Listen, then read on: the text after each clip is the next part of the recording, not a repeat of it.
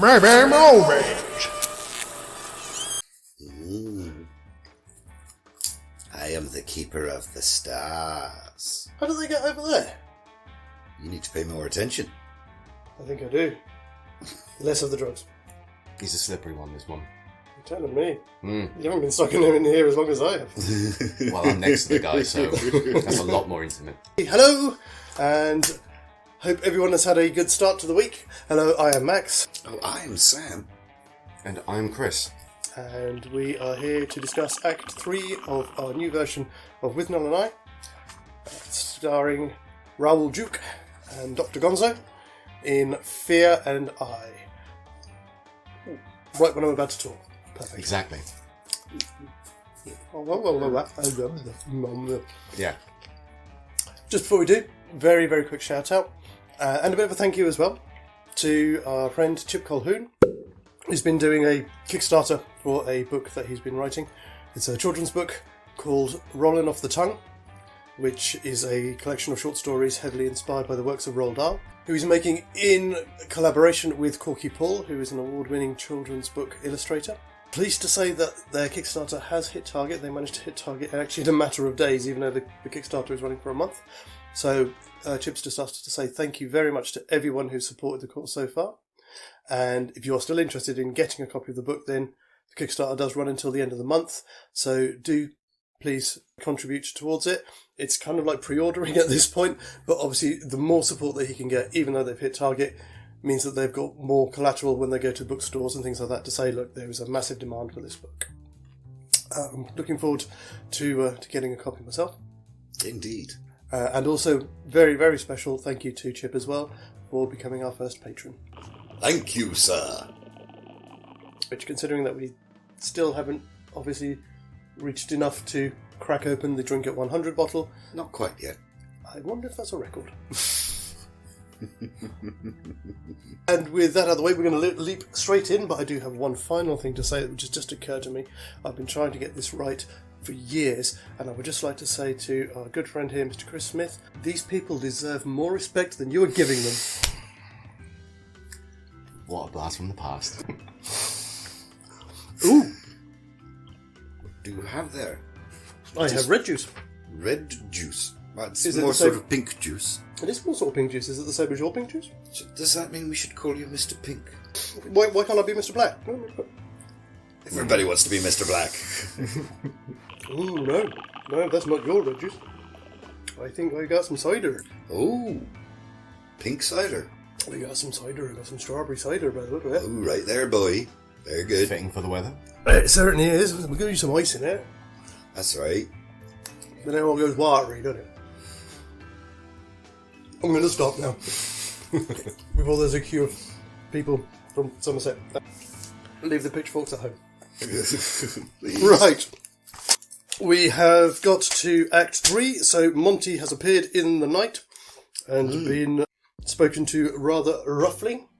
And we pick this up the next morning then. We're saying that then the next morning the stuff goes through as it would do. Are they even going to be up in the morning? This isn't one of my picks, but obviously next morning breakfast and Monty's speech about the end of an age.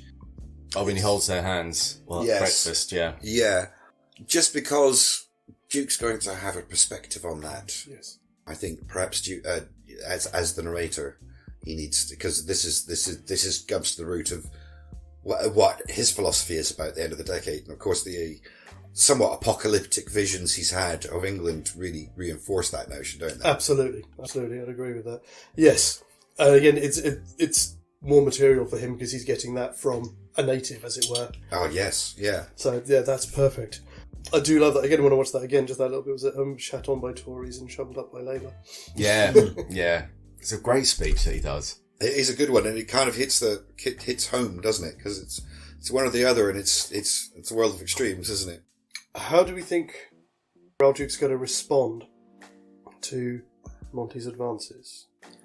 What, is this by the sink in the same... Yeah, and when they go to look for the garlic and stuff. Because it will affect what happens later in the act, we kind of need to establish Yes. This is the first time where it starts to become an issue. Yeah, where it starts to become obvious. Mm. Yeah. It's the whole preparing the roast sequence with the rosemary and salt and let's look in this basket, shall we? Yeah. Shall we? Oh, yeah. This basket, shall we? Well, I mean, personally, I imagine doing his thing, that typical depth kind of, wait, what'd you say there? Yeah. Fuck. What's that? This too long? It should be like With his little cigarette holder, it'll dip down as he sort of retreats from him. There'll be these little reactions from the actual cigarette holder and stuff. That's a beautiful moment. At some point, again, within this sequence, if he's like doing that, and he just kind of goes, and he kind of does it and flicks it up, and you can see Monty going, yeah, it's like it's almost a to and fro of signals. yeah. Yeah. Yeah. Oh. It's a bit similar to the weird police officer bit. Yeah, sorry. I think sorry. he might have a point. I think that might be worth a gold star. Okay then. As the croupier, I shall administer the star. Yeah. Oops, sorry, that was the wrong place to put it, wasn't it? Oh, no, minor disappearance. Brilliant. Although technically, I have a whole field of stars. You do. In fact, a whole field of galaxies, if you look close. And in a way, you both are stars when you think about it. Well, that's true. Thank you, sir. That's true. The scene with the copper in Fear and Loathing. In Fear and Loathing. When he's Nick Nolte. Yes. Like, he's very... almost quite Monty. Like, their version of Monty. That when... Kiss me out, it's very lonely out Yeah, here. would you give me a kiss? Or whatever he says. It's very... I'm very lonely out here, or something like that. Yeah. There's a parallel there between them. Yeah. Oh. But it's just like how he feels uncomfortable. Like, but he's doing it very mildly in that. But again, it could work that... But it does reach a point of confrontation, isn't there? Yeah. And they shy away from it. Because we never know whether or not he gave him a kiss. Oh, is it? I thought the joke was that he actually did It go cuts on. away and he says, I feel raped. For me, No, it was it still could- ambiguous enough that you could say the suggestion was enough to make him feel raped, or did he actually do it? My take was that he actually... He that did. was the but- implication that he did do it. Yeah, and the joke is that you never see what it was that he actually did. Yeah. That's our imagination. I don't know. Yeah. Could he be hallucinating Monty while he's making these advantages? Like, would there be, like, demonic-looking things that makes him wary of him? Or, like, maybe Monty's not doing as much... He's not taking as much advantages of him. See, I don't know. I thought that might be a little bit too early in the day. We've just got up. There is a third person in what their environment. And obviously, there are moments where Rajuk is lucid. Yeah. So I don't know if he'd be hallucinating as such. Doesn't have to be, but it's just one of those things where it might not make him run away as eagerly as much compared to, like, if he was sober and he just knew and he recognised that he was taking advantage of him. Raoul would probably want to go there and then straight away because that's all he keeps doing is going from point A to point B. But Uncle Monty's meandering and taking his sweet fucking time. because this isn't the only time he makes advantages of Harwood. He's Yeah. done this quite a few times, so it's maybe if he did it the first time and Duke knew that, Yeah. he'd probably want to go away straight away. Because that was the other thing the only thing I really wanted to say about this scene is when he says, "Oh, we have to go." Obviously, they're not going to sign on. Have they got to go and catch the flight? Well, at this point, I think they're doing what they do, which is make up shit wildly. So probably claiming that they have a flight to catch. Yeah, this incident will probably be enough to make him go and actually, I'm going to have a quick tab or whatever. Have some mescaline. At this point in Fear and Loathing, this is when he starts taking adrenochrome. So he's going in for the crazy shit at this point. He doesn't care. He just wants to escape. And this is like, like the masculine male sensibility being imposed upon, and he just wants to escape. Yeah. Cool. So we'll say then that's how that scene ends, and then we'll obviously fast forward to. I mean, I don't know. What did you have yours first one? I mean, I'm guessing we're looking at the tea rooms. No. For me, I have to admit, my first scene is Burglary. I think the only other one that I had a 2-second thing to say about is the dinner scene, where they've kind of sold him on the idea that they're going to leave, and then Gonzo does the thing that Withnail does and says, "Oh yeah, no, we're delightful weekend in the country, and we're going to stay there." Again, it shows that duplicitous nature of Gonzo again.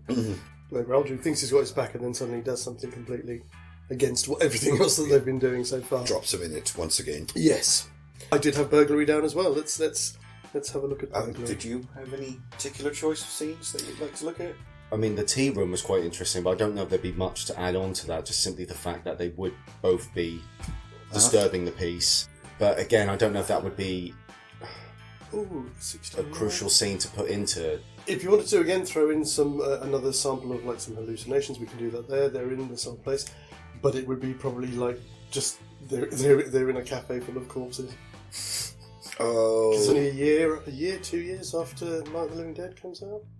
68, I think it was. Yeah, so this is set a year after that comes out. Well, that's true. Yeah. So Hallucinating that they're all zombies sort of thing. Yeah. I would also like to add my own small touch, just as a callback to the original movie. The bit when the proprietor goes to call the police, Dr. Gonzo will just get up and get out his knife and cut the telephone cord and sit down again and start stuffing his face with cake. Yeah. Similar to the diner scene in Fear and Loathing. absolutely, Yeah. definitely. There was a thing I found out about that. Part of the reason why Richard E. Grant in that scene is trying desperately not to corpse is those two dogs behind them kept snuffling, and just the noise, he'd never heard it before, and it just made him...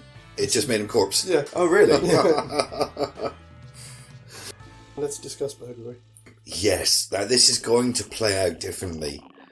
Raoul Duke, whilst still a gentler soul than Gonzo, is not going to take it nearly so quietly and sitting down. And he's not an actor, so he's not going to just come up on spec with this sob story about him and Gonzo's relationship. Well, there are a couple of times in Fear and Loathing when he does fabricate quite wildly on the spot. That's true.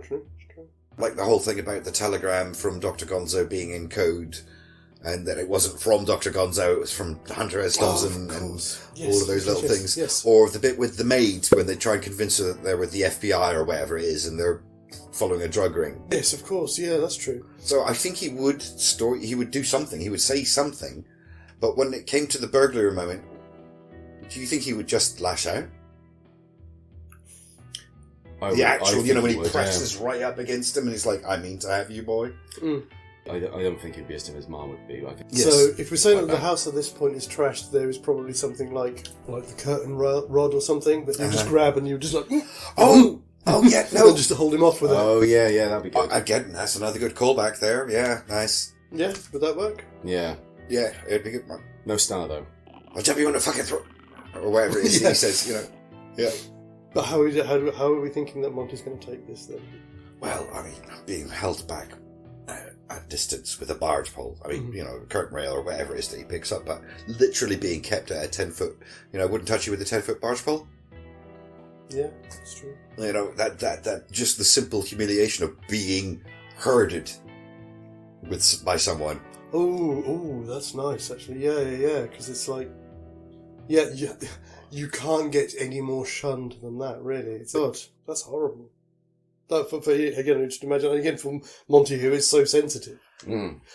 Which also I'm sorry, I'm going to have to say that might have to be, because that, without having to, again, as a foil for Marwood's sob story about him and Withnail. Yeah. It's perfect. It's an absolutely, the symbolism of it is back, going to be... you bastard! Is enough for him to go and feel so wretched about himself that he would then leave. Yeah. I imagine his letter the next morning would be what do you... all the more heart-wrenching. Okay. That's because, again, I was never sure how that bit was going to play out. Oh, it's never going to end well because, I mean, just the American sensibility of masculine ego is so centralised in that culture. It's going to happen that way. It's not going to be a gentle letdown. Okay, no, I like that. Thank you, guys. I genuinely didn't expect that. That's one of the biggest points that I couldn't figure out how it was going to play out. The morning after? The morning after. Yes. And they get the telegram. Obviously, Monty's gone. And again, similar again, Dr. Gonzo will just be there stuffing his face. Yeah. And they get the telegram, probably that the magazine have called the story, they've got another job for them. Probably back in the States, get yourself back in. My second scene would have been the arrest. Or was driving? Yes. Oh, right, that one. The whole making time. Get in the back of the van! Okay. Yeah, I think Monty's note will be even more heart-wrenching. Because, it's not even him talking about being overheard. He's talking about being actively rejected. Yeah. In the most fundamental way, as you say. Yeah. It's going to be a bit of a heart-wrenching read. Pitchforks. Yes, indeed. Yeah, pitchfork indeed, yeah. But again, that's going to be completely lost on Gonzo. He doesn't give a shit. Mm-hmm. And they head back to London. Yep. Are we saying then that he's got Danny's contraption? Yes. And considering the amount of crap that those two have taken, especially Dr. Gonzo the last weekend, I'm sure he's convinced it's going to work. Probably. Why would they be pulled over by the police in this one?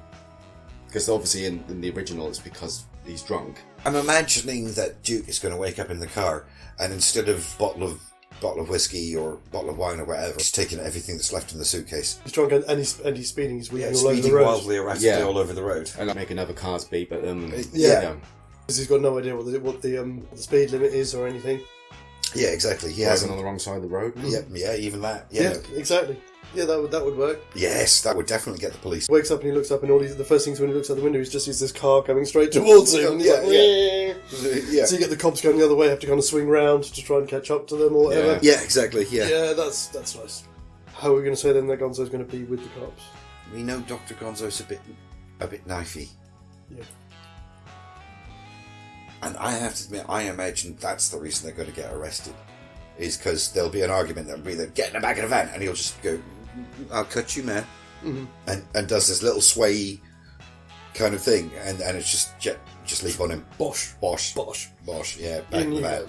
And I suppose again we can keep the little bit where he tries to use the thing. Yeah, of course. Yeah, you might as well. Yeah. Again, I didn't have anything towards the end, but I mean, I suppose very briefly we could just look at the very end of the film because it is such a poignant end in the park. In the park, right? Yeah, I was gonna say.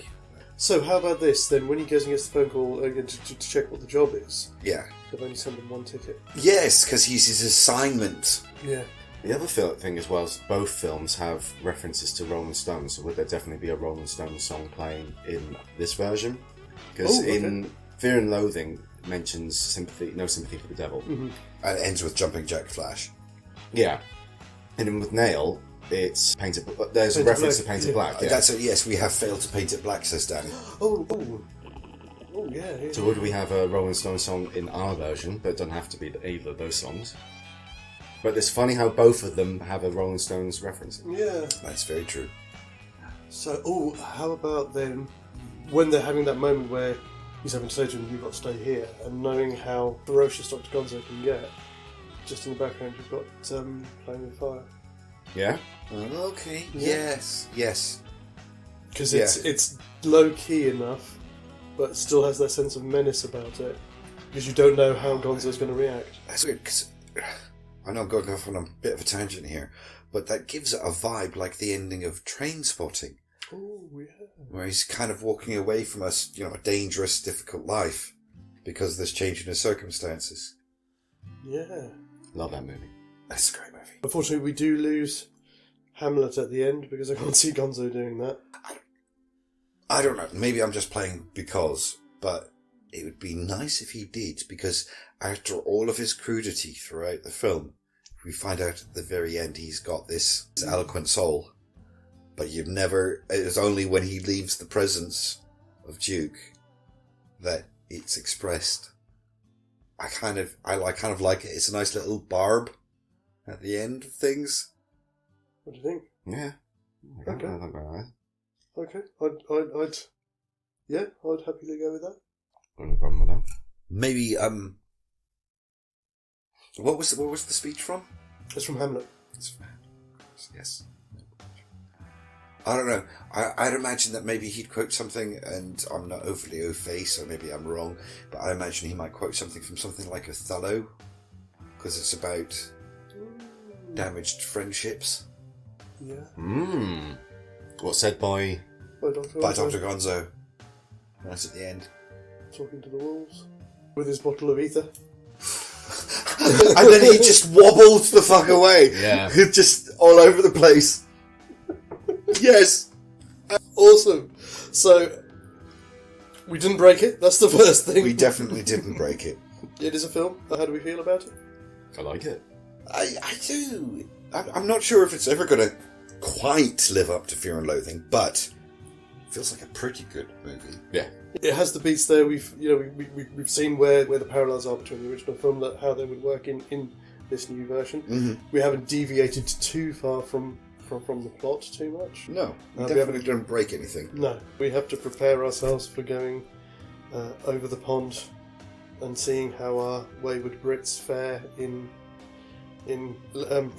California and in Nevada. Indeed, yes, that's going to be quite a journey for them. It is, yes. So do please come back and join us on Friday when we will be launching into Act 1 of the mouthful that is Withnail and Loathing in Las Vegas. Until then, have a good couple of days, and we'll see you on Friday. As always, guys, TTFN. Take care. Ba ba ba ba ba ba ba ba ba ba ba ba ba ba ba.